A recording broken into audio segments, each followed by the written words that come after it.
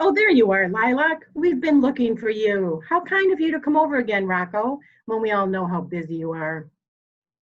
I would have come before, Mrs. Andres, but it's been a particularly hectic day. Anything I can possibly do to help? I can't find young Mr. Andros. He's out somewhere. He's out somewhere. He's gone for a walk. It doesn't matter.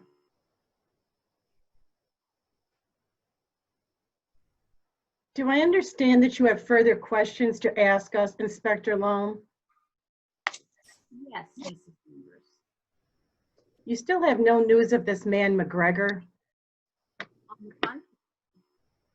He's been found? Yes. Do I understand that you have further questions to ask us, Inspector Loam? Yes, Mrs. Andrews. You still have no news of this man, McGregor? On the contrary. He's been found? Yes. You've arrested him.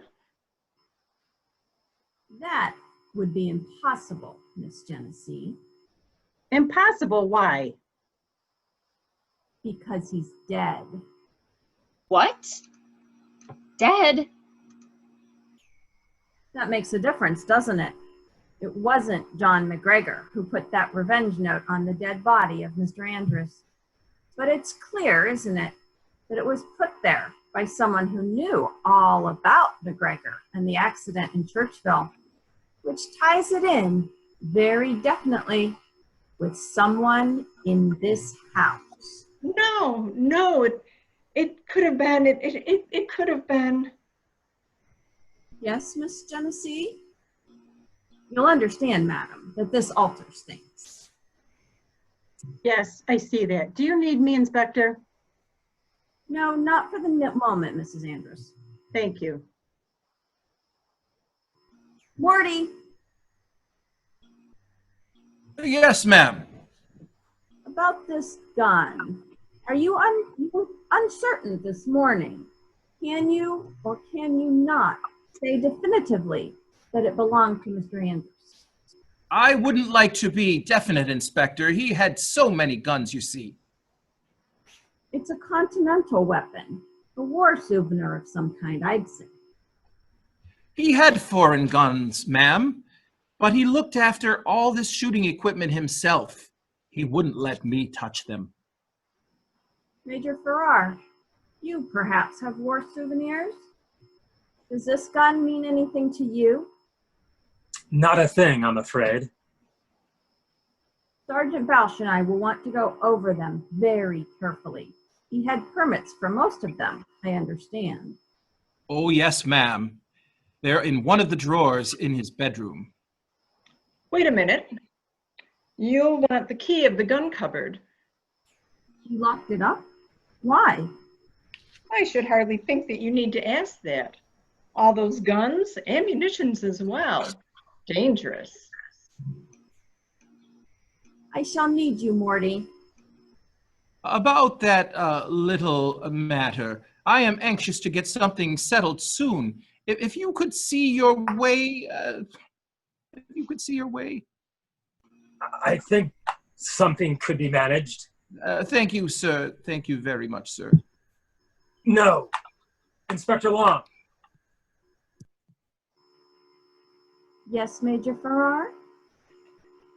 Before you get busy with routine, there's something I ought to have told you. Really, I suppose I should have mentioned it this morning.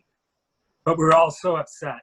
Mrs. Andres had just told me that there are some fingerprints you're anxious to identify on this table.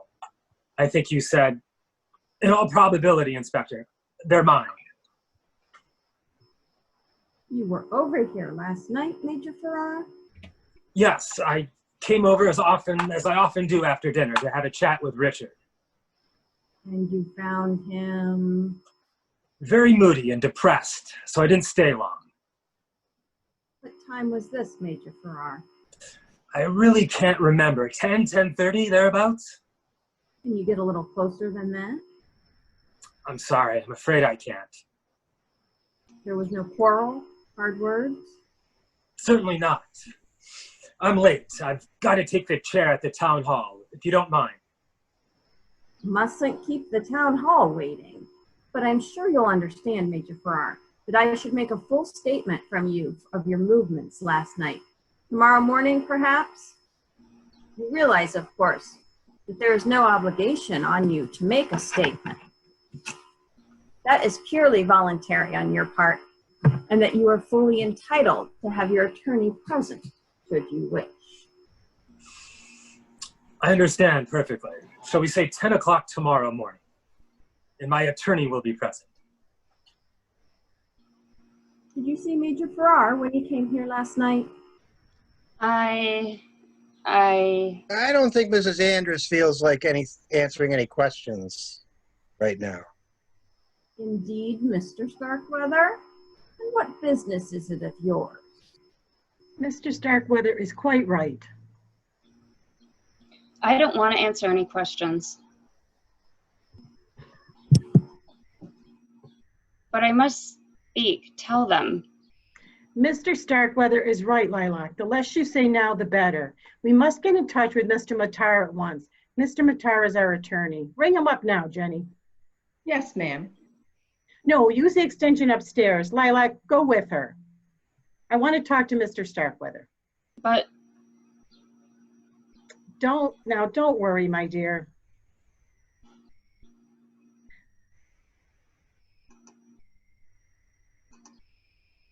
I don't know how much time we have. I want you to help me. Oh, You're an intelligent man, and you're a stranger. You've come into our lives from outside. We know nothing about you. You've nothing to do with any of us.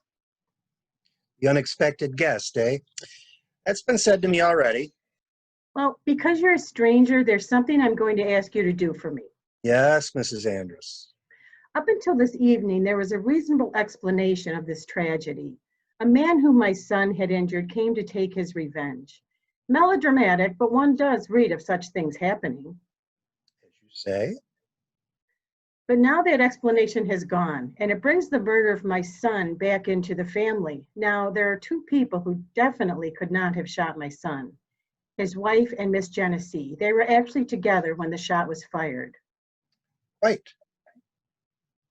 But though Lila could not have shot her husband, she could have known who did. Accessory after the fact? She and Rocco Farrar in it together? Is that what you mean? It is not what I mean. Rocco Farrar did not shoot my son. How can you possibly know that? I do know it. And I'm going to tell you, a stranger who none of my family know, I am a woman who is not very long to live. I'm sorry. I'm not telling you this for sympathy. I'm telling you to explain what otherwise might be difficult of an explanation. There are times when you decide on a course of action which you would not decide upon if you had several years of life before you. Such as? I must tell you something, Mr. Starkweather, about my son. I loved my son very dearly. As a child and in his young manhood, he had many fine qualities. He was successful, resourceful, brave, sunny-tempered, a delightful companion. There were, I think, always the defects of those qualities in him. He was impatient of controls, of restraints. He had a cruel streak in him, and he had a kind of fatal arrogance. So long as he was successful and all was well. But he had the kind of nature that could deal with adversity. And for some time now, I have watched him go slowly downhill. If I say that he had become a monster, it would sound exaggerated. And yet in some ways he was a monster of egoism, of pride, of cruelty. Because he had been hurt himself, he had an enormous desire to hurt others. So others began to suffer because of him. Do you understand me? I think so, yes. Now, I'm very fond of my daughter-in-law. She has spirit, gentleness, and a very brave power of endurance. Richard swept her off her feet, but I don't know whether she was ever really in love with him. But I tell you this, she did everything a wife could do to make Richard's illness and inaction bearable. But he would have none of her help. He rejected it. I think at times he hated her, and that perhaps is more natural than one would suppose. So when I tell you that the inevitable happened, I think you'll understand what I mean. Lilac fell in love with another man, and he with her. Why are you telling me all this? Because you are a stranger. These loves and hates and tribulations mean nothing to you. You can hear about them unmoved. Possibly. So there came a time when it seemed that only one thing would solve all the difficulties, Richard's death. And so, conveniently, Richard died. Yes. Excuse me putting this bluntly, Mrs. Andrus, but are you confessing to murder? I will ask you a question. Can you see that one who has given life might also feel themselves entitled to take that life? Mothers have been known to kill their children, yes, but usually for a sordid reason. Insurance.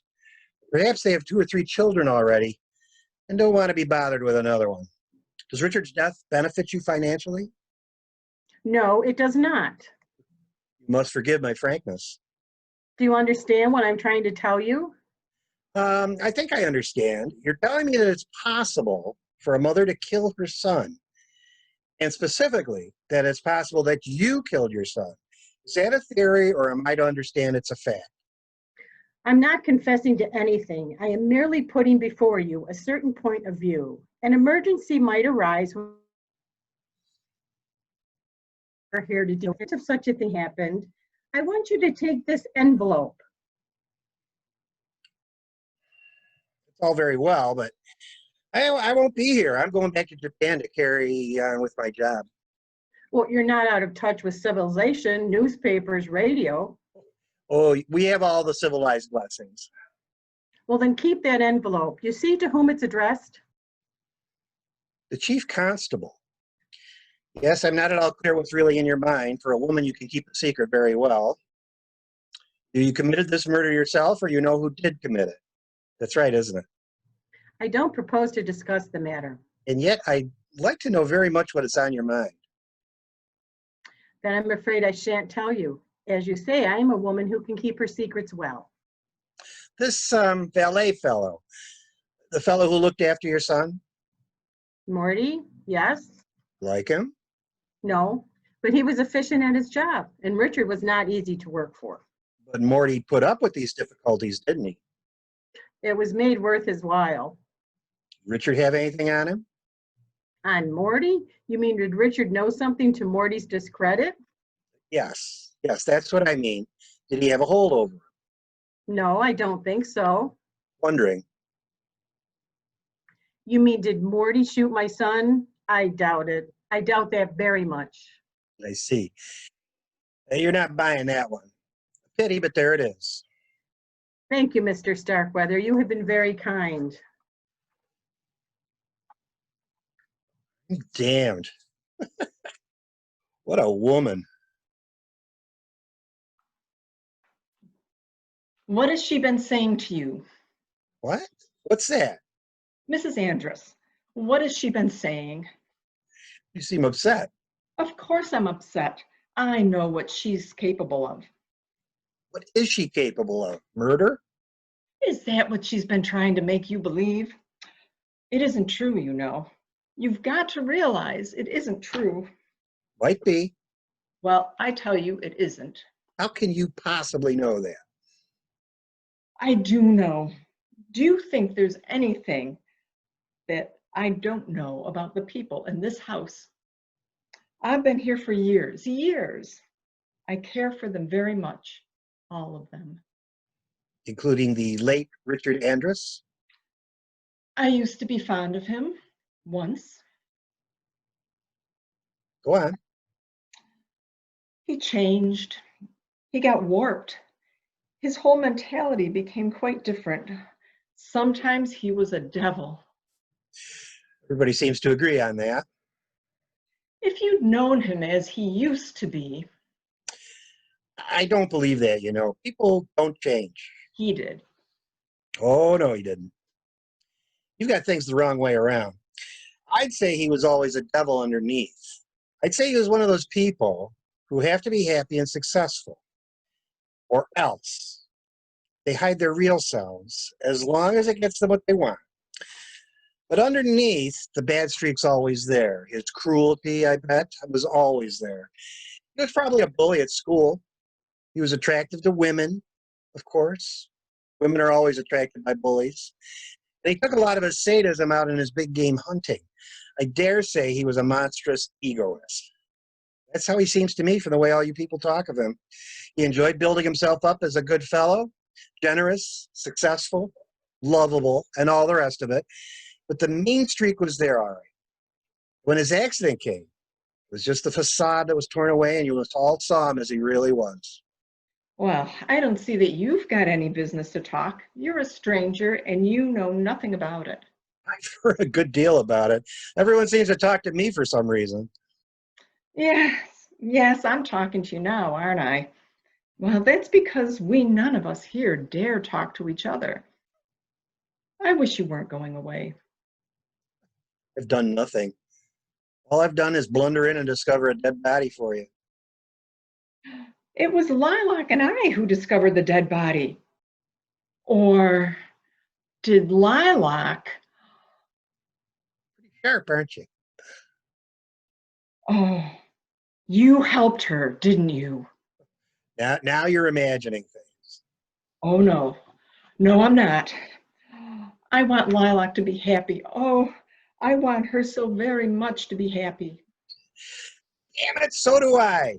Then I've got to. Just a minute. What are you doing?